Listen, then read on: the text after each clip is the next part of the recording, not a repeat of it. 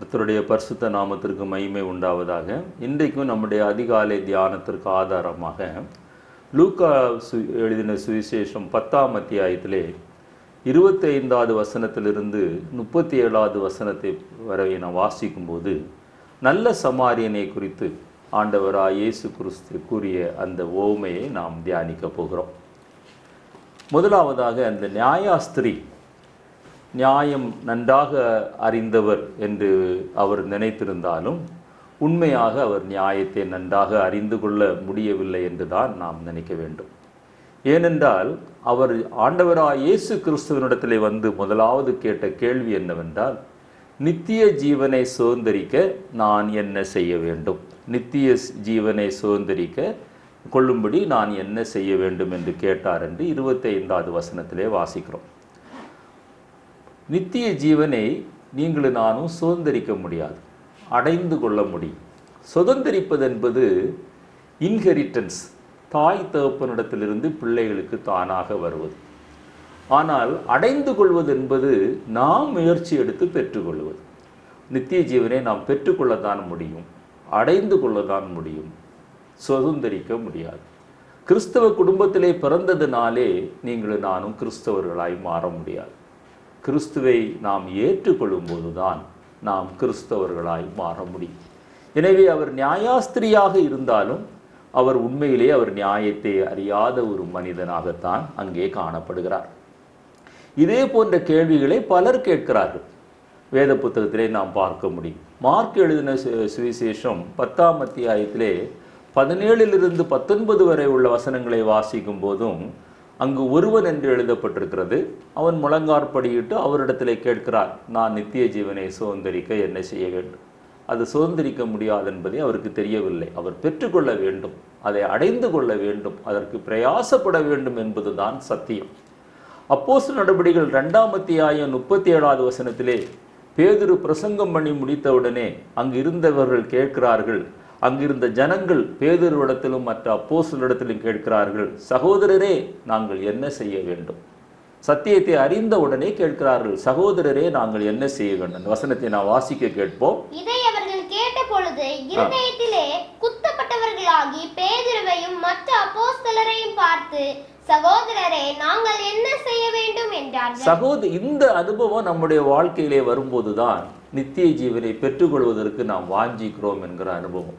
சத்தியத்தை கேட்பது மாத்திரமல்ல, சத்தியத்தை நன்றாக பேசினார் என்று மதிப்பெண்கள் போட்டுவிட்டு கடந்து போவது மாத்திரமல்ல, அல்லது இவர் இப்பொழுதுமே இப்படித்தான் பேசுவார் என்று சலிக்கிற ஒரு அனுபவம் அல்ல. கேட்கிற நாங்களும் போதிக்கிற நாங்களும் சத்தியத்தின்படி நடக்க உதவி செய்கிறோம் என்று அந்த ஜெபத்தோடு கூட நாம் மாறும்போதுதான், கேட்ட சத்தியத்திற்கு கீழ்ப்படியும் போதுதான், அங்கே வேதம் சொல்கிறது, இருதயத்திலே குத்து உண்டவர்களாகி பேதுருவை பார்த்து மற்ற அப்போஸ்தலர்களை பார்த்து கேட்கிறார்கள், சகோதரர்களே நாங்கள் என்ன செய்ய வேண்டும். இந்த அனுபவத்தை ஆண்டவர் இந்த நாளிலே நமக்கு தர வேண்டும் என்று முதலாவதாக ஜெபிப்போம். அதே அப்போஸ்தலர் நடபடிகள் 16ஆம் அத்தியாயம் 30வது வசனத்திலே பவுலிடத்திலும் சீலாவிடத்திலும் அந்த சிறைச்சாலைக்காரன் கேட்கிறான். வாசிப்போம். 16:30 அப்போஸ்தலர் நடபடிகள் 16:30. அவர்களை வெளியே அழைத்து வந்து, ஆண்டவர்மாரே ரட்சிக்கப்படுவதற்கு நான் என்ன செய்ய வேண்டும். ஆண்டவர்மாரே நாம் ரட்சிக்கப்பட என்ன செய்ய வேண்டும். சீயோனிலே தேற்றப்பட வேண்டும் என்றால், எருசலேமிலே தேற்றப்பட வேண்டும் என்றால் முதல் நிபந்தனை நீங்களும் நானும் ரட்சிக்கப்பட வேண்டும். கிறிஸ்தவ குடும்பத்திலே நான் பிறந்ததினாலே, அல்லது கிறிஸ்தவ பெயர் எனக்கு இருக்கிறபடியினாலே, கிறிஸ்தவ பள்ளிக்கூடத்திலே நான் சென்று கொண்டிருக்கிறபடியினாலே, அல்லது கிறிஸ்தவ சபையிலே நான் அங்கத்தினராக இருக்கிறபடினாலே நான் கிறிஸ்தவனாக முடியாது. கிறிஸ்து என் உள்ளத்தில் பிறக்கும் போதுதான் நான் கிறிஸ்தவனாக முடியும். அதுதான் ரட்சிப்பு. இங்கே கேட்கிறார்கள், சிறைச்சாலைக்காரன் கேட்கிறான், ஆண்டவன்மாரே நான் ரட்சிக்கப்பட நான் என்ன செய்ய வேண்டும். இந்த அனுபவத்தை ஆண்டவரை எனக்கு தாரும் என்று கேட்போம். ரட்சிக்கப்பட்டவர்களாய் இருப்பீர்களே, ஆனால் அந்த ரட்சிப்பில் நிலைத்திருக்க ஆண்டவரை ஒவ்வொரு நாளும் நான் என்ன செய்ய வேண்டும் என்று கேட்கிற அனுபவம் நம்முடைய வாழ்க்கையிலே வர வேண்டும். லூக்கா எழுதின சுவிசேஷம் 3ஆம் அத்தியாயம் 10வது வசனத்திலே ஜனங்கள் யோவான் ஸ்நானனிடத்திலே கேட்கிறார்கள். வாசிக்கலாம். அப்பொழுது ஜனங்கள் அவனை நோக்கி, அப்படியானால் நாங்கள் என்ன செய்ய வேண்டும். யோவான் ஸ்நானகன் பிரசங்கிக்கிறார். இந்த அனுபவம் இன்றைக்கு கிறிஸ்தவ வட்டாரங்களிலே வர வேண்டும். நாங்கள் ஜெபத்திலே பங்கு பெற்றோம், வீட்டிலே ஒரே ஜெப சூழ்நிலை உருவானது, ஜெபத்தில் நாங்கள் தேவ பிரசன்னத்தை உணர்ந்தோம் என்று சொல்கிறவர்கள் உண்டு. ஆனால் அவர்கள் ஜெபிப்பதில்லை. இந்த செய்தி மிகவும் ஆசீர்வாதமாக இருந்தது என்று சொல்கிறவர்கள் உண்டு. ஆனால் அந்த செய்தியின்படி வாழ்கிறவர்கள் இல்லை. இந்த இந்த இந்த கூட்டத்திலே நான் சென்று வந்தேன், எனக்கு மிகுந்த ஆசீர்வாதமாய் மனநிறைவோடு கூட நான் வந்தேன் என்று சொல்கிறவர்கள் உண்டு. ஆனால் அந்த செய்தியினுடைய சாராம்சத்தின்படி வாழ்கிறவர்கள் குறைந்து காணப்படுகிறார்கள். ஆனால் இங்கே வேதம் சொல்கிறது, யோவான் ஸ்நானகன் பிரசங்கித்த போது அந்த நியாயாஸ்திரி கேட்டது போல இங்கே கேட்கிறார்கள், ஜனங்கள் கேட்கிறார்கள், நாங்கள் என்ன செய்ய வேண்டும்? நாங்கள் ஒருவேளை மற்றவர்களிடத்திலே போய் கேட்காவிட்டாலும் அந்த மனோவா கேட்டார் அல்லவா? இந்த குழந்தையை வளர்ப்பதற்கு நாங்கள் என்ன செய்ய வேண்டும் என்று தேவனிடத்தில் கேட்டார் அல்லவா? அதே போல நீங்களும் நானும் ஆண்டவரிடத்தில் கேட்க வேண்டும். ஆண்டவரே, என்னுடைய பரிசுத்தத்தில் நிலைத்திருக்க, என்னுடைய ரட்சிப்பில் நிலைத்திருக்க, என்னுடைய அபிஷேகத்தில் நிலைத்திருக்க, நான் செய்கிற ஊழியத்தில் நிலைத்திருக்க நாங்கள் என்ன செய்ய வேண்டும்? அருமையான தேவனுடைய பிள்ளைகளை, லூக்கா 3:12 பார்த்தீர்களே, ஆனால் ஆயக்காரர்கள் கேட்கிறார்கள். யோவான் ஸ்நானகனுடைய செய்தியை கேட்டு ஆயக்காரர்கள் கேட்கிறார்கள். வாசிங்கள். ஆயக்காரரும் ஞானஸ்தானம் பெற வந்து அவனை நோக்கி, போதகரே, நாங்கள் என்ன செய்ய வேண்டும் என்று கேட்டார். ஞானஸ்நானம் பெற வாஞ்சிக்கிறார்கள். யோவான் ஸ்நானகன் ஞானஸ்நானத்தை குறித்து பிரசங்கிக்கிறார். அப்பொழுது ஆயக்காரர்கள் யோவான் ஸ்நானகனிடத்தில் கேட்கிறார்கள், போதகரே, நாங்கள் ஞானஸ்நானம் பெற என்ன செய்ய வேண்டும்? என்னை கேட்டுக்கொண்டிருக்கிற அருமையான தேவனுடைய பிள்ளையே, பல பிரசங்கங்கள் நீ தண்ணீரிலே மூழ்கி ஞானஸ்நானம் எடுக்க வேண்டும், ஆவியினாலும் தண்ணீரினாலும் ஆவியினாலும் நீ மறுபடி பிறக்க வேண்டும் என்று பல செய்திகளை நீ கேட்டிருந்திருக்கலாம். ஆனால் நான் என்ன செய்ய வேண்டும் என்று நீ கேட்ட அனுபவம் மாறும்போது தான் ஆண்டவர் உன்னை எடுத்து பயன்படுத்த முடியும். அங்கே லூக்கா 3:14 பாருங்க, போர் சேவகர்கள் கேட்கிறாங்க, நாங்கள் என்ன செய்ய வேண்டும்? கேளுங்க, அந்த வசனத்தை வாசிங்க. போர் சேவகரும் அவனை நோக்கி, நாங்கள் என்ன செய்ய வேண்டும்? நாங்கள் என்ன செய்ய வேண்டும்? இந்த அனுபவம் நம்முடைய கிறிஸ்தவ ஜீவியத்தில் வரும்போது தான் நீங்களும் நானும் நல்ல சமாரியனாய் மாற முடியும். ஆண்டவர் சொன்னாரே, நான் இந்த காரியங்கள் எல்லாம் உங்களுக்கு விளக்கி சொல்ல போகிறேன், நான் என்ன செய்ய வேண்டும்? இந்த செய்தியை நான் கேட்டேனே, என்னுடைய வாழ்க்கையில் ஆவிக்குரிய நிலைமையில் இன்னும் ஒரு படி மேலே செல்வதற்கு நான் என்ன செய்ய வேண்டும் ஆண்டவரே என்று கேட்கிற மனப்பக்குவம் என்றைக்கு கிறிஸ்தவர்களுக்கு மத்தியில் வருமோ அன்றைக்கு எழுப்புதல் உண்டாகும், தேசம் பாதுகாக்கப்படும், ஆண்டவருடைய ராஜ்யம் இந்த பூமியிலே ஸ்தாபிக்கப்படும்.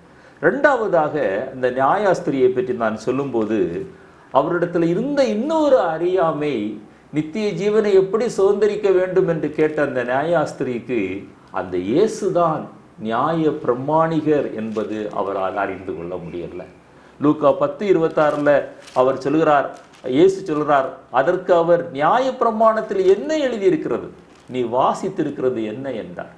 நான் அதே கேள்வியை ஆண்டவர் இன்றைக்கு நம்மிடத்தில் கேட்கிறார். இந்த வேத புத்தகத்தில் எழுதியிருக்கிறது என்ன? இந்த வேத புத்தகத்தை பல தடவை வாசித்திருக்கிறீங்களே, பல தடவை வாசித்து ஒருவேளை பல போட்டிகளில் பங்கு பெற்று பல பரிசுகளை நீங்கள் பெற்றிருக்கலாம். ஆனால் அதில் எழுதியிருக்கிறது என்ன? நம்முடைய வாழ்க்கையில் அப்பியாசப்படுத்துகிற அனுபவத்திற்குள்ளாய் கடந்து வர வேண்டுமா? அவர் நியாயாஸ்திரி நியாயத்தை வாசித்திருந்தார், அதை அறிந்திருந்தார், ஆனால் தன்னுடைய வாழ்க்கையில் அதை அனுபவப்படுத்தலை.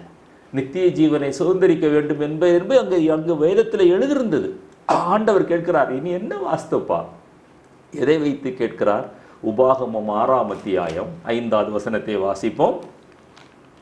உபாகமம் 6:5 வாசிக்கலாம்.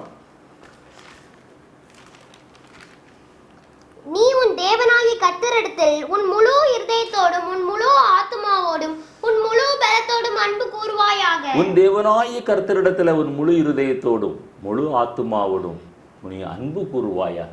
இது எழுதியிருக்கிறது. இந்த சத்தியத்தை அந்த நியாயாஸ்திரி தன்னுடைய வாழ்க்கையில் அனுபவபூர்வமாய் கொண்டு வந்திருந்திருப்பாரே ஆனால், நியாயத்தை போதிக்கிற அந்த நியாயாஸ்திரி இதை கற்றுக்கொண்டிருந்திருப்பாரே ஆனால், அப்பியாசப்படுத்திருந்திருப்பே ஆனால், அவருக்கு அந்த சந்தேகம் வராது. நான் நித்திய ஜீவனை சுதந்திரிக்க என்ன செய்ய வேண்டும்? லேவியராகமத்தில் எழுதியிருக்கிறது. லேவியராகமம் 19ஆம் அத்தியாயம் 18வது வசனத்தை வாசிப்போம். லேவியராகமம் 19:18 வாசிக்கலாம். பழிக்கு பழி வாங்காமலும் உன் ஜன புத்திரர் மேல் பொறாமை கொள்ளாமலும் உன்னில் நீ அன்பு கூறுவது போல் பிறனிலும் அன்பு கூறுவாயாக, நான் கர்த்தர். ஃபர்ஸ்ட் கமாண்ட்மெண்ட் ஆண்டவர் சொல்றாரு, தேவனிடத்தில் அன்பு கூறுவாயாக. செகண்ட் கமாண்ட்மெண்ட், உன்னிடத்துல நீ எப்படி அன்பு கூறுகிறையோ அதுபோல உன்னுடைய சகோதரனிடத்தில் அன்பு கூறுவாயாக. இந்த 2 கமாண்ட்மெண்ட்டே அந்த நியாயாஸ்திரி வாசித்திருந்தார், கற்றுக்கொண்டிருந்தார். ஆனால் அவருடைய வாழ்க்கையில் அது அனுபவபூர்வமாய் வரல. அனுபவபூர்வமாய் வராத காரணத்தினால தான் அவர் கேட்கிறார், நித்திய ஜீவனை சுதந்தரிக்க நான் என்ன செய்ய வேண்டும்? இதே சத்தியத்தை தான் மார்க் எழுதின சுவிசேஷம் 10ஆம் அத்தியாயம் 17 to 19 வசனங்கள் வரையும், மத்தேயு எழுதின சுவிசேஷம் 22ஆம் அத்தியாயம் 37வது வசனத்திலிருந்தும் எழுதப்பட்டிருக்கிறது. உன் தேவனாய கர்த்தரிடத்துல உன் முழு இருதயத்தோடும், உன் முழு பலத்தோடும், உன் முழு ஆத்துமாவோடும், உன்னுடைய முழு சிந்தையோடும் நீ அன்பு கூறுவாயாக.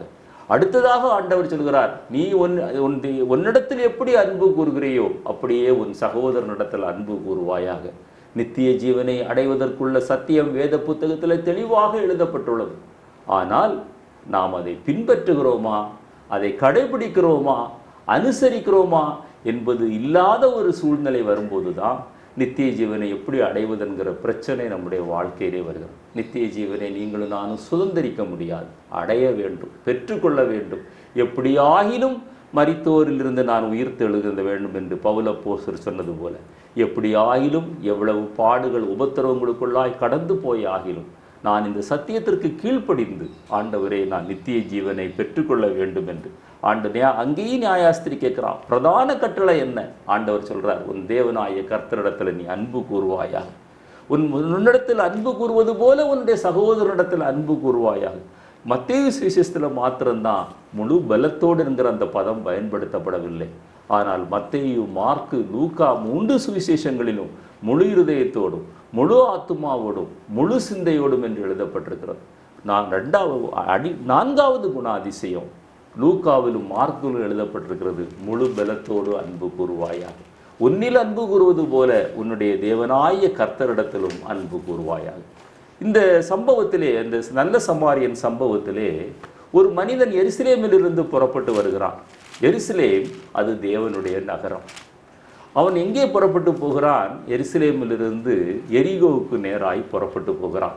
எருசலேம் பரம எருசலேமுக்கு ஒப்பனையாய் எழுதப்பட்டிருக்கிறது. பரலோக ஜீவியத்திற்கு ஒப்பனையாய் எழுதப்பட்டிருக்கிறது. பரலோக வாழ்வு வாழ்ந்து கொண்டிருக்கிற அல்லது பரிசுத்தமாய் வாழ்ந்து கொண்டிருக்கிற ஒரு மனிதன் அவன் எரிகோவுக்கு நேராக கடந்து போனால் என்ன நேரிடுமோ அதே போலத்தான் அந்த மனிதனுடைய வாழ்க்கையிலும் நேரிட்டது. எருசலேம் டு எரிகோ அவனுடைய பிரயாணம் காணப்படுகிறது. எருசலேம் டு பரம எருசலேம் சரியான பிரயாணம், எருசலேம் டு எரிகோ தவறான பிரயாணம். எரிகோ அது சபிக்கப்பட்ட நகரம். யோசுவாவின் புத்தகம் 6ஆம் அத்தியாயம் 26வது வசனத்தை நீங்க வாசித்து பாருங்க. யோசுவா அந்த எரிகோவை பிடித்த பிறகு அந்த பட்டணத்தை சபிக்கிறார். எப்படி சபிக்கிறார்?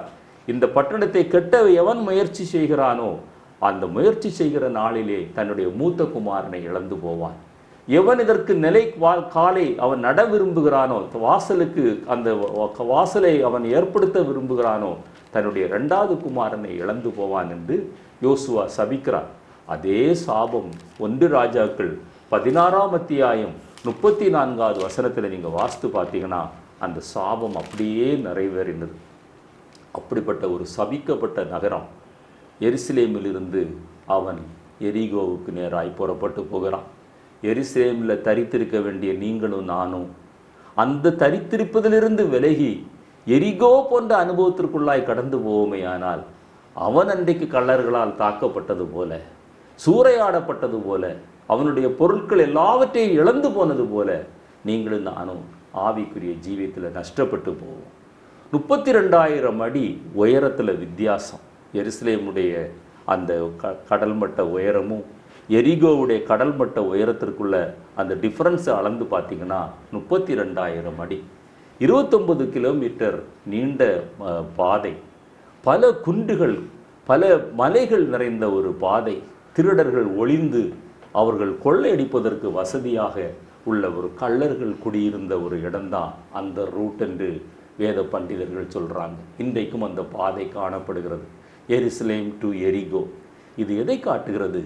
எருசலேமில் தரித்திருக்க வேண்டிய நாம், எருசலேமினுடைய சத்தியத்தில் நிலைத்திருக்க வேண்டிய நாம் அந்த சத்தியத்தை விட்டு விலகும்போது, எரிகோவுக்கு நேராய் கடந்து போகும்போது, தேவனை விட்டு தூரமாய் விலகி செல்லும்போது அந்த கள்ளர்கள் குகையிருப்பு, அந்த பிசாசினுடைய பிடியிலே நாம் சிக்கும்போது அந்த எருசலேமில் இருந்த பாதுகாப்பு நம்மை விட்டு அகன்று போகிறது. பாதுகாப்பு இல்லாமல் நாம் பரிதபிக்கப்பட்டவர்களாய் மாறிவிடுகிறோம். தேவ சமூகத்தில் தரித்திருப்போம், தேவனுடைய சபையில் தரித்திருப்போம், தேவனுடைய பிள்ளைகளோடு கூட ஐக்கியத்தில் தரித்திருப்போம், தேவனுடைய பாதுகாப்பை பெற்றுக்கொள்வோம். அந்த சம்பவத்தில் தொடர்ந்து வாசிக்கும் போது லூக்கா எழுதின சுவிசேஷம் 10ஆம் அத்தியாயம் 31வது வசனத்தை வாசிக்க கேட்போம். தற்செயலாய் ஒரு ஆசாரியன் அந்த வழியே வந்து அவனை கண்டு பக்கமாய் விலகி போனான். இங்க அடுத்தது நம்ம பார்க்கிற ஒரு குணாதிசயம், ஒரு ஆசாரியன் புறப்பட்டு வருகிறார். ஆவியானவர் ஒரு அருமையான வார்த்தை அங்கு எழுதி வைத்திருக்கிறார். தற்செயலாய் அவன் அந்த இடத்துக்கு வந்தான். திட்டமிட்டு வரல, ஒரு தேவனுடைய திட்டத்தின்படி வரல. இன்றைக்கு ஊழியத்திற்கு வருகிறவங்க தற்செயலாய் ஊழியத்திற்கு வந்தவங்க, அல்லது வேறு எந்த வேலைக்கும் போக முடியாது, நான் ஊழியத்திற்கு என்று பெற்றோர்களால் அனுப்பப்பட்டவர்கள் தேவனுடைய ராஜ்யத்தை கட்டி எழுப்ப முடியாது.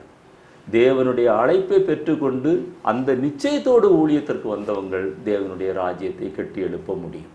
இங்கு வேதம் சொல்கிறது, தற்செயலாய் ஒரு ஆசாரியன் வர்றான், அவனுக்கு அழைப்பினுடைய நிச்சயம் இல்லை, அவன் அந்த வழியே வந்து விலகி போகிறான். பிரயோஜனம் இல்லை என்று நினைத்திருக்கலாம். எனக்கு ஏற்கனவே திருடனால் அவன் எல்லாவற்றையும் இழந்த நிலைமை, அவன் பக்கத்தில் போனால் எதுவும் கிடைக்காதுன்னு ஒரு நினைத்திருக்கலாம். இது அவனுடைய சுயத்தை காட்டுகிறது. தேவனுக்கும் மனிதனுக்கும் மத்தியஸ்தனாக இருந்து அந்த ரெக்கன்சிலேஷன் என்கிற அந்த ப்ராசஸில் ஈடுபட வேண்டிய அந்த ஆசாரியன், தேவனோடு மனிதனை ஒப்புரவாக்க வேண்டிய அந்த ஆசாரியன் அந்த இடத்தை விட்டு அவன் கடந்து போகிறான். அதற்கு முக்கியமான ஒரு காரணம் என்ன தெரியுமா? அவன் தற்செயலாய் வந்தவன். அவனுடைய சுயம் அங்கே மேலோங்கி நின்றது. நியாய பிரமாணங்கள் தெரியும், சட்டத்திட்டங்கள் தெரியும், தன்னைத்தான் நேசிப்பது போல பிறரை நேசிக்க வேண்டும் என்றது அறிந்திருந்ததான், அது போதிக்கிறவன் தான். ஆனால் அவன் என்ன செய்கிறான்? அந்த இடத்தை விட்டு அவன் கடந்து போகிற ஒரு மனிதனாய் காணப்படுகிறான். அதே போல் என்னை கேட்டுக்கொண்டிருக்கிற அருமையான தேவனுடைய பிள்ளையே, நம்முடைய வாழ்க்கையில் சத்தியம் தெரிந்திருந்தும் அதை நம்ம கடைபிடிக்காமல் போகிற ஆசாரியர்களாய் நம்முடைய வாழ்க்கை காணப்பட வேண்டாம். தொடர்ந்து வாசிப்போம். 32வது வசனத்தை வாசிப்போம். அந்தபடியே ஒரு லேவியனும் வந்தான். அவனும் தற்செயலாக தான் வரான். அவனுக்கும் அழைப்பு இல்லை. லேவியன் யார்? ஆசாரியனுக்கு உதவி ஊழியம் செய்கிறவன், ஆசாரியனோடு கூட சேர்ந்து உடன் ஊழியம் செய்கிறவன். அந்த இடத்திற்கு வர்றான். அது மெயின் ஊழியரை போல இந்த ஊழியரும் விலகி போகிறார். பிரயோஜனம் இல்லை என்று நினைத்தாரோ என்னவோ தெரியல. ஆனால் ஆசாரியனை விட கொஞ்சம் பெட்டர் இந்த உடன் ஊழியர். அட்லீஸ்ட் பக்கத்தில் வந்து பார்க்குறான். ஆசாரியன் தூரத்திலே பார்த்து விலகி போனான். ஆனால் லேவியன் பக்கத்தில் வந்து அவனும் பார்த்து அந்த இடத்தை விட்டு விலகி போகிறான். மூன்றாவதாக அந்த சம்பவத்தில் நம்ம வாசிக்கும்போது ஒரு சமாரியன் புறப்பட்டு வருகிறான். இந்த சமாரியன் யார்? அன்றைக்கு யூதர்களுக்கு அவன் புறஜாதி. தேவ சமூகத்தில் அவன் புறஜாதியாய் எண்ணப்பட்டவர். இஸ்ரவேல் ஜனங்கள் பாபிலோன் தேசத்தில் அடிமைகளாக இருந்தபோது பாபிலோனியருக்கும் அந்த இஸ்ரவேலருக்கும் பிறந்த கலப்பு குழந்தை.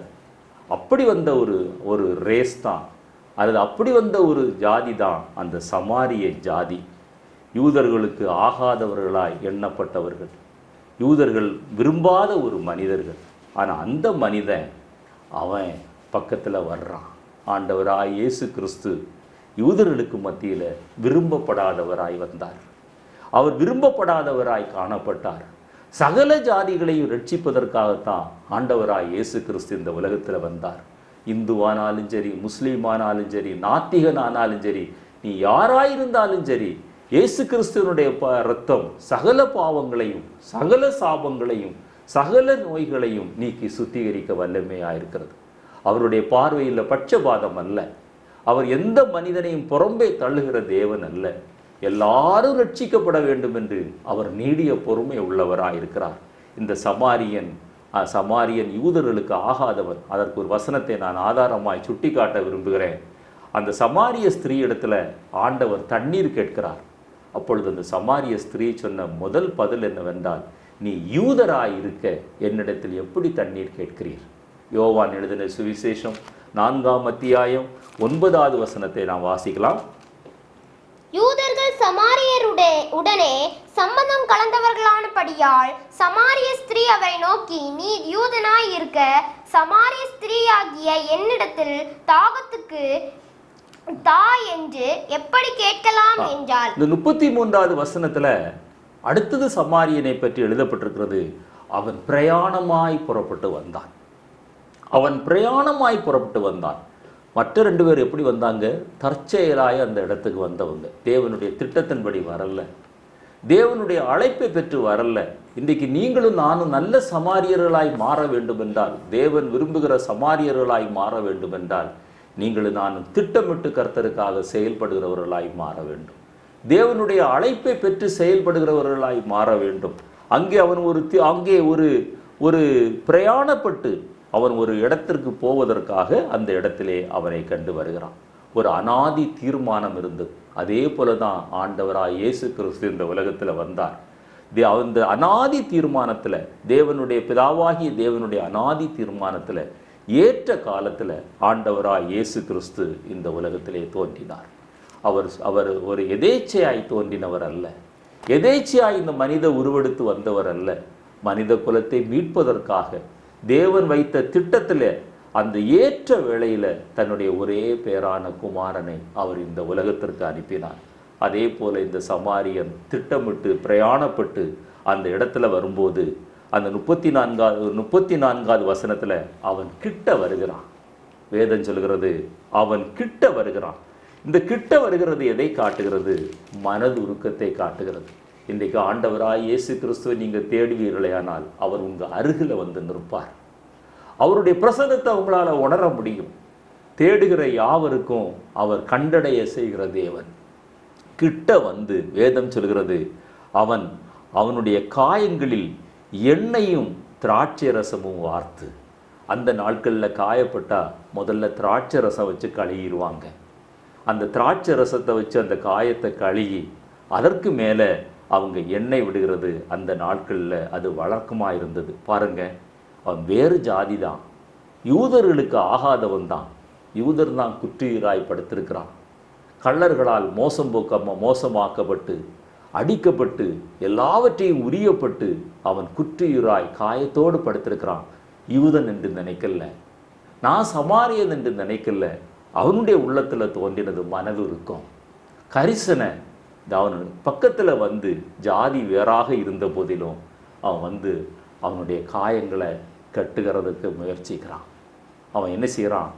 அவன் முதல்ல அவனுக்குள்ள ஒரு பாரம், அந்த பாரம் அந்த எப்படி தோன்றுகிறது என்றால் அவன் காயப்பட்டிருக்கிறான், அவன் குற்றுயிராக இருக்கிறான். இவனை நம்ம பாதுகாக்கணும். இது எதை போல தெரியுமா? பாவத்தில் வாழ்ந்து கொண்டிருக்கிற ஒரு மனிதனை நீங்களும் நானும் பார்க்கும்போது அந்த மனிதன் நமக்கு தெரிந்த ஒரு மனிதனாக இருந்தாலும் அதை நம்ம கஞ்சாடையாய் விட்டு விடுகிற அனுபவம் தான் ஆசாரியனுடைய அனுபவம், லேவியனுடைய அனுபவம். ஆனால் அந்த ஆத்துமாவுக்காக பாரப்பட்டு ஜெபித்து முடிந்தா அந்த ஆத்துமாவிடத்தில் அந்த சென்று அந்த தவறை சுட்டி காட்டி அவனை கர்த்தரண்டையில் வழி திருப்புகிற அனுபவம் தான் நல்ல சமாரியனுடைய அனுபவம். வாசிங்க ஒரு வசனத்தை, ஏசாயா தீர்க்கதரிசியின் புத்தகம் 1ஆம் அத்தியாயம் 5-6 வசனங்களை நம்ம வாசிக்கலாம். 1-5-6 வசனங்களை நம்ம வாசிப்போம். இன்னும் நீங்கள் ஏன் அடிக்கப்பட வேண்டும்? அதிகமாய் விலகி போகிறீர்களே. தலையெல்லாம் வியாதியும் இருதயமெல்லாம் பழையச்சமுமாய் இருக்கிறது. உள்ளங்கால் தொடங்கி உச்சந்தலை மட்டும் அதிலே சுகமே இல்லை. அது காயமும் விக்கிமும் நொதிக்கிற இரணமுமாய் உள்ளது. அது சீல் பிதுக்கப்படாமலும் கட்டப்படாமலும் எண்ணெயினால் ஆற்றப்படாமல் இருக்கிறது. உங்கள் தேசம் பாழாக இருக்கிறது. நம்மை சுற்றிலும் அநேகர் சீல் பிதுக்கப்படாமல், அந்த சீல் பிதுக்கப்படாமல், காயங்கள் கட்டப்படாமல், எண்ணெயினால் ஆற்றப்படாமல் இருக்கிற எத்தனையோ ஆத்துமாக்கள் நம்மை சூழ்ந்து வாழ்ந்து கொண்டிருக்கிறாங்க. ஆனால் நீங்களும் நானும் கரிசனையற்றவர்களாய் வாழ்ந்து கொண்டிருப்போமே. ஆனால் ஆண்டவருடைய பார்வையில் நல்ல சமாரியனாய் மாற முடியாது. யோவான் எழுதின சுவிசேஷம் 10ஆம் அத்தியாயம் 10வது வசனத்தை வாசிக்கலாம். திருடன் திருடவும் கொல்லவும் அழிக்கவும் வருகிறானே அன்றி வேறொன்றுக்கும் வரான். நானோ அவைகளுக்கு ஜீவன் உண்டாயிருக்கவும் வாசிங்க. அது பரிபூர்ணப்படவும் வந்தேன். ஆண்டவராய் இயேசு கிறிஸ்து நமக்கு ஜீவனை கொடுக்கவும் பரிபூர்ணப்படுத்தவும் வந்தார். காயப்பட்ட மனிதர்கள் மேல கரிசனை காட்டுகிற ஒரு அனுபவம், பாவத்தால கட்டுண்ட மனிதர்கள் மேல ஒரு அன்பு கூர்ந்து, ஒரு பாவத்தை நம்ம வெறுக்கலாம், ஆனா பாவியை நம்ம வெறுக்க கூடாது. அந்த மனிதனுடைய குறைகளை அவன் நமக்கு தெரியுமே, ஆனால் அவனுக்காக பாரப்பட்டு ஜெபிக்கணும். முடிந்த அவனிடத்துல சென்று அவனுடைய குறைகளை அவனுக்கு சுட்டி காட்டி அவனை நல்வழிப்படுத்தணும். அதுதான் இந்த திராட்சை ரசத்தினால கழுகி எண்ணெய் பூசி கட்டப்படுகிற ஒரு அனுபவம். நீதிமொழிகள் 28:13 வாசிக்கிறோம், தன் பாவங்களை மறைக்கிறவன் வாழ்வடைய மாட்டான், அதை அறிக்கை செய்து விட்டு விடுகிறவனோ இரக்கம் பெறுவான். இதுதான் உண்மையான சீசத்துவம், இதுதான் உண்மையான ஊழியம். 1 தெசலோனிக்கேயர் 2:7-8 வாசிக்கும் போது, ஊழியர்கள் தாய் தேற்றுவது போல அவர்கள் தேற்றுகிறார்கள், அந்த தாயை போல நான் உங்களை தேற்றுகிறேன் என்று ஆவியானவர் அங்கே எழுதி வைத்திருக்கிறார். இந்த திராட்சரசத்துல காயங்களை கட்டுகிறது இயேசுவின் இரத்தத்தினால பாவங்கள் கழுவப்படுகிற அனுபவம். எண்ணெய் பூசுகிறது பரிசுத்த ஆவியானவருடைய அபிஷேகம். எசேக்கியேல் தீர்க்கதரிசியின் புத்தகம் 16:8-11 வரை வீட்டில் வாஸ்து பாருங்க, மிக அருமையாக எழுதப்பட்டிருக்கும். நான் உன்னை விட்டு கடந்து போய் கொண்டிருந்தேன், நீ காயப்பட்டிருந்த, உன் உடம்பெல்லாம் இரத்தமாக இருந்தது, நான் உன்னை சுத்தமாக்கி உன்னை கழுகி உன் மேலே எண்ணெய் பூசி உனக்கு நல்ல வஸ்திரங்களை உடுத்துவித்து நான் உன்னை என்னுடையவளாக்கினேன் என்று ஆவியானவர் எழுதி வைத்திருக்கிறார். என்னை கேட்டுக்கொண்டிருக்கிற அருமையான தேவனுடைய பிள்ளையே, நீங்களும் நானும் நல்ல சமாரியர்களாய், காயங்களை கழுகுகிறவர்களாய், காயங்களை கட்டுகிறவர்களாய் மாற வேண்டும் என்று ஆவியானவர் விரும்புகிறார். இந்த காயங்களை கட்டுகிற அனுபவம் எதை காட்டுகிறது என்றால், வசனங்களை போதிக்கிற அனுபவம். எரேமியா தீர்க்கதரிசியின் புத்தகம் 8:11, 21, 22 வாசித்து பாருங்க. கீலேயாத்தில் பிசின் தைலம் இல்லையோ, என் குமாரத்தை ஏன் இன்னும் சோகமடையாமற் போனாள்? அந்த சீல் பிதுக்கப்படணும், அந்த சீல் பிதுக்கப்பட்டு வெளியில வரணும். வந்தா தான் புண்ணு ஆறும், அல்லது அந்த புண்ணு ஆறாது. வாசிக்கலாம். எரேமியா 8:11. சமாதானம் இல்லாதிருந்தும் சமாதானம் சமாதானம் என்று சொல்லி என் ஜனமாகிய குமார்த்தியின் காயங்களை மேற்பூச்சாய் குணமாக்குகிறார்கள். இன்றைக்கு அநேகர் மேற்பூச்சாய் பேசுகிறார்கள், மேற்பூச்சாய் உபதேசிக்கிறார்கள், பிரசங்கிக்கிறார்கள், பாசிட்டிவாவே பேசுறாங்க. ஆனா காயம் அப்படியே இருக்கிறது, சீல் வெளியில வரல, பிதுக்கப்படல. 21 வாசியமா. என் ஜனமாகிய குமாரத்தியின் காயங்களினால் நானும் காயப்பட்டேன். ஜனமாகிய குமாரத்தியின் காயங்களால் நானும் காயப்பட்டேன். நமக்குள்ள ஒரு பாரம் வரணும், நம்முடைய இருதயத்துல காயம் வரணும். நம்மை சுற்றி இருக்கிறவங்க பாவத்துல ஜீவித்து கொண்டிருக்கும் போது அந்த தாக்கம் நம்முடைய இருதயத்துல வரணும். அவங்களுடைய ஆத்துமா மடிந்து போகிறது. என் குமாரத்தினுடைய காயங்களினால நானும் காயப்பட்டேன். தொடர்ந்து வாசி. கரி கருத்திருக்கிறேன், திகைப்பும் என்னை பிடித்தது. கீலேயாத்திலே பிசின் தைலம் இல்லையோ, ரண வைத்தியனும் இல்லையோ, பின்னே ஏன் என் ஜனமாகிய குமாரத்தி சொஸ்தமடையாமற் போனாள்? ஏன் என் ஜனமாகிய குமாரத்தி சொஸ்தமடையா? நல்ல சமாரியனா இருந்தா, அந்த பண்பாடு, அந்த திவ்ய சுவாவம் நம்மிடத்துல இருந்தா, நம்மை சுற்றிலும் இருக்கிற ஜனங்கள் பாவத்தின் அடிமைத்தனத்தில் இருப்பார்களேயானால், நமக்கு தெரிந்தவங்க பாவத்தின் அடிமைத்தனத்தில் இருப்பார்களேயானால், நமக்குள்ள ஒரு காயம் ஏற்படும், நம்முடைய இருதயத்துல ஒரு காயம் ஏற்படும். அந்த காயப்பட்ட மனிதனை எப்படியாகிலும் திராட்சரசம் வார்த்து எண்ணெய் பூசி கட்ட வேண்டும் என்கிற ஒரு தாகம் வரும். இயேசு கிறிஸ்துவனுடைய அன்பை சொல்லணும்னு ஒரு வாஞ்சை வரும். பரிசுத்த ஆவியின் அபிஷேகத்துல அந்த மனிதன் நடத்தப்பட வேண்டும் என்கிற வாஞ்சை நமக்குள்ள வரும். அந்த அப்படிப்பட்ட ஒரு கிருபை நம்மிடத்துல வரும்போது தான் நீங்களும் நானும் நல்ல சமாரியர்களாய் மாறுகிறோம். ஒரு சபையின் ஐக்கியத்துக்குள்ள வரும்போது, ஒரு சபையின் கட்டுப்பாட்டிற்குள்ள வரும்போது, ஒரு சபை போதகர்களால அந்த 1 தெசலோனிக்கேயர் 2:7-8 வாசித்தது போல நம்முடைய காயங்கள் கட்டப்படும். ஆற்றி தேற்றுகிற வசனங்கள் நம்மை உறுதிப்படுத்தும், நம்மை இன்னும் நிலைவரப்படுத்தும், கிறிஸ்துவுக்குள்ளாக நம்மை வளரச் செய்யும். ஆசாரியனை போல அல்ல, அந்த லேவியனை போல அல்ல, தற்செயலாய் வந்தவர்களை போல அல்ல. பிரயாணப்பட்டு புறப்பட்டு வந்தானே, திட்டமிட்டு வந்தானே, திட்டமிட்டு வந்த ஆண்டவராய் இயேசு கிறிஸ்துவை போல நம்முடைய வாழ்க்கை மற்றவர்களுக்காக காயம் கட்டுகிற வாழ்க்கையாக மாற வேண்டும். அடுத்ததாக நம்ம வாசிக்கிறோம், தன்னுடைய சுய வாகனத்தின் மேலே அவனை ஏற்றுகிறான். அவனுடைய காயங்கள் எல்லாம் கட்டின பிறகு தன்னுடைய சுய வாகனத்தின் மேலே ஏசுகிறான். ஏசாயா 53 அத்தியாயத்தை வாசித்து பாருங்க. நம்முடைய நம்முடைய பாவங்களை ஆண்டவராய் இயேசு கிறிஸ்து சிலுவையில தன்னுடைய பாவத்தை போல, தன்னுடைய சாபத்தை போல சுமர்ந்தார் என்று எழுதப்பட்டிருக்கிறது. குறிப்பாக ஏசாயா 53 அத்தியாயம் 4வது வசனத்தையும் 12வது வசனத்தையும் வீட்டில் போய் வாசித்து பாருங்க. அதுதான் உண்மையான நல்ல சமாரியனுடைய அனுபவம். ஒருவன் காயப்பட்டிருந்தா, பாவத்தினால அவன் காயப்பட்டிருந்தா, நம்முடைய இருதயத்தில் அந்த காயம் பிரதிபலிக்கணும். அதுதான் நல்ல சமாரியனுடைய திவ்ய சுபாவம்.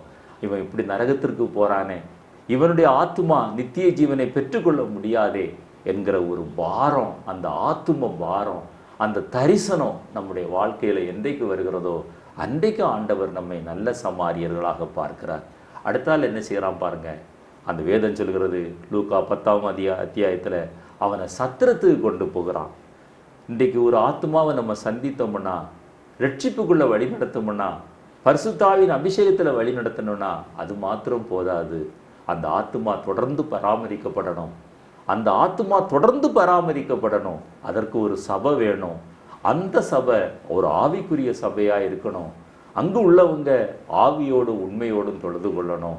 அப்படிப்பட்ட ஒரு சபையில் அங்கமாகும் போது தான் அந்த ஆத்மா பராமரிக்கப்படுகிறது. அப்போஸ்தலர் நடபடிகள் 2ஆம் அத்தியாயம் 47வது வசனத்தை நான் வாசிக்க கேட்போம்.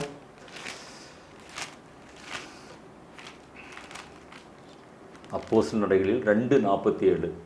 தேவனை துதித்து ஜனங்கள் எல்லாரிடத்திலும் தயவு பெற்றிருந்தார்கள். ரட்சிக்கப்படுகிறவர்களை கர்த்தர் அனுதினமும் சபையிலே கொண்டு சேர்த்தார். இது நம்முடைய வாழ்க்கையில, நம்முடைய ஊழியத்துல இந்த ஒரு பாயிண்ட் நம்ம மறந்துடவே கூடாது.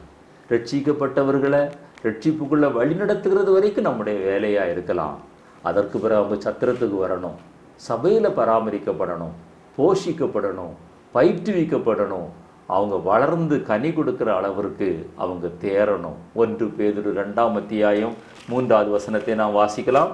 1 பேதுரு 2ஆம் அத்தியாயம் 3வது வசனம். நீங்கள் வளரும்படி புதிதாய் பிறந்த குழந்தைகளைப் போல திருவசனமாகிய களங்கமில்லாத ஞானப்பாலின் மேல் வாஞ்சையாயிருங்கள். திருவசனமாகிய களங்கமில்லாத ஞானப்பால், இது போதிக்கப்படுகிற சபை. சத்தியத்தை சத்தியமாய் போதிக்கிற சபை. மனிதர்களை பிரியப்படுத்துவதற்காக போதிக்கிற இடம் அல்ல, அல்லது தன்னுடைய சுயத்தை பிரஸ்தாபம் பண்ணுகிற இடம் அல்ல. சத்தியத்தை சத்தியமாய் போதிக்கிற ஒரு நல்ல சபையில இணைந்து ஆராதிக்க கற்றுக்கொள்ளணும். அப்பொழுதுதான் அந்த சத்திரத்துக்குள்ள வருகிற அனுபவம் நிறைவேறுகிறது. லூக்கா 10:35 வாசிக்கிறோம். அவன் மறுநாள் புறப்பட்டு போகிறான். தன்னுடைய பிரயாணத்துல புறப்பட்டு போகும்போது அவன் 2 பணத்தை எடுத்து அந்த சத்திரக்காரனிடத்துல கொடுத்து, நான் வரும் வரைக்கும் இவனை பராமரித்துக்கொள், உனக்கு அதிகமான செலவுகள் ஏற்பட்டா நீ இதை வைத்து பயன்படு. சத்திரக்காரன் யார்? சபையின் போதகரை குறிக்கிறது, சபையின் ஊழியரை குறிக்கிறது. 2 பணம் என்று எழுதப்பட்டிருக்கிறது. 2 தினாரி, அந்த நாட்களில் உள்ள நாணயம் 2 தினாரி. அது எது? 2 நாள் கூலி, ஒரு மனிதனுடைய 2 நாள் சம்பளம். அதை அந்த கொடுக்குறான். சபை போதகர் போஷிக்கப்பட வேண்டும். அதற்கு விசுவாசிகள் தசம பாகங்களையும் காணிக்கைகளையும் உண்மையாய் கொடுக்க வேண்டும். அப்பந்தான் அந்த போதகர் போஷிக்கப்படுவார், அவர் உடுத்தி வைக்கப்படுவார், அவருடைய தேவைகள் சந்திக்கப்படும். இந்த 2 தினாரி எதை குறிக்கிறது? சபையில் போதிக்கப்படுகிற பழைய ஏற்பாட்டு சத்தியங்களையும் புதிய ஏற்பாட்டு சத்தியங்களையும் குறிக்கிறது. சில சபைகளில் பழைய ஏற்பாடு மாத்திரம் போதிக்கப்படுகிறது, முக்கியத்துவம் கொடுக்குறாங்க. சில சபைகளில் புதிய ஏற்பாட்டு சத்தியங்களுக்கு மாத்திரம் முக்கியத்துவம் கொடுக்குறாங்க. அப்படி அல்ல, 2லும் ஆண்டவர் நமக்கு தேவையான எல்லா காரியங்களையும் வைத்திருக்கிறார். அதோடு ஒரு வார்த்தை சொல்கிறான் பாருங்க, நீ இவனை விசாரித்துக்கொள், நான் வருவரைக்கும் நீ விசாரித்துக்கொள். அதனுடைய அர்த்தம் என்ன? ஒரு ஆத்மாவை குறித்த ஒரு உத்தரவாதம், ஒரு ஆத்மாவை குறித்த ஒரு பொறுப்பு, ஒரு ஆத்தும தாகம் ஒரு ஊழியருடைய வாழ்க்கையில் காணப்பட வேண்டும். அதுதான், அதற்காகத்தான் அவங்க அழைக்கப்பட்டிருக்கிறாங்க. அதே ஆத்தும தாகம், அதே தரிசனம் விசுவாச பிள்ளைகளுக்கும் வேண்டும். அவன் காயப்படும் போது நம்முடைய இருதயம் காயப்படணும். அடுத்தது அவன் சொல்கிற வார்த்தையை பாருங்க, நான் திரும்பி வருவேன். திரும்பி வரும்போது நீ ஏதாவது அதிகமாய் செலவு பண்ணியிருந்தா நான் உனக்கு திரும்ப தருவேன். அப்போஸ்தலர் நடபடிகள் 1ஆம் அத்தியாயம் 9வது வசனத்திலிருந்து வாசிக்கும்போது தூதன் சொல்கிறான், கலிலேயராகிய மனுஷரே, ஏன் வானத்தை அண்ணாந்து பார்க்கிறீங்க? மனுஷகுமாரன் எப்படி உங்கள் நடுவிலிருந்து எடுத்துக்கொள்ளப்பட்டாரோ அப்படியே அவர் திரும்பி வருவார். ஆண்டவராய் இயேசு கிறிஸ்து மீண்டும் வரப்போகிறார். அவருடைய வருகைக்கான அடையாளங்கள் எல்லாம் நிறைவேறி கொண்டிருக்கிறது. எப்போது வருவார் என்று நான் சொல்ல விரும்பல, சொல்வதற்கு எனக்கு தகுதியும் இல்லை, அருகதையும் இல்லை. ஆனால் ஒன்று மாத்திரம் நான் சொல்ல விரும்புகிறேன், அவர் எப்போது வந்தாலும் நான் ஆயத்தமாயிருக்கிறேன் என்கிற அனுபவம் தான் அந்த நல்ல சமாரியனுடைய அனுபவம். அவர் சொல்கிறாரு, நான் திரும்பி வருவேன், வந்தா நீ ஏதாவது அதிகமாக செலவு பண்ணியிருந்தா அதை நான் உனக்கு திரும்பி தர்றேங்கிறாரு. வெளிப்படுத்தின விசேஷம் 22ஆம் அத்தியாயம் 12வது வசனத்தில் நான் வாசிப்போம். இதோ சீக்கிரமாய் வருகிறேன், அவனவனுடைய கிரியைகளின்படி அவனவனுக்கு நான் அளிக்கும் பலன் என்னோட கூட வருகிறது. அவனவனுடைய கிரியைகளின்படி நான் அளிக்கும் பலன் என்னோடு கூட வருகிறது. ஆண்டவராய் இயேசு வரப்போகிறார். இந்த உலகத்தில் நாம் அவருக்காக எடுத்த பிரயாசங்கள், அவருக்காகப்பட்ட பாடுகள், அவருக்காக அனுபவித்த வேதனைகள், நிந்தைகள், அவமானங்கள், பரிகாச பேச்சுகள், இது எல்லாவற்றுக்கும் தக்க பலன் ஆண்டவர் அவர் நமக்காக கொண்டு வரப்போகிறார். இதோ நீதியின் கிரீடம் எனக்காய் ஆயத்தம் பண்ணப்பட்டிருக்கிறது, நல்ல போராட்டத்தை போராடினேன், ஓட்டத்தை முடித்தேன் என்று சொல்கிற பவுல் அப்போஸ்தலருடைய அனுபவம் நம்முடைய வாழ்க்கையில் கடந்து வர வேண்டும். ஒரு நல்ல சமாரியனாய், காயங்களை கட்டுகிறவர்களாய், காயங்களை கழுகுகிறவர்களாய், சத்திரத்திற்கு அழைத்து கொண்டு செல்கிறவர்களாய், சத்திரத்திலும் பாதுகாக்க வசதி செய்கிறவர்களாய், அந்த சத்திரத்தை விட்டு கடந்து போகும்போது நான் திரும்பி வருவேன், வந்து நீ ஏதாவது அதிகம் செலவு பண்ணியிருந்தா நான் உனக்கு திரும்ப தருவேன் என்று சொன்னாரே. ஆண்டவர் நமக்காக வைத்திருக்கிற அந்த நித்திய ஜீவனை பெற்றுக்கொள்வது மாத்திரமல்ல, அந்த நித்திய ஜீவனில் கர்த்தர் வைத்திருக்கிற நித்திய சிலாக்கியங்களை நம்ம பெற்றுக்கொள்ள ஆயத்தப்படுவோம்.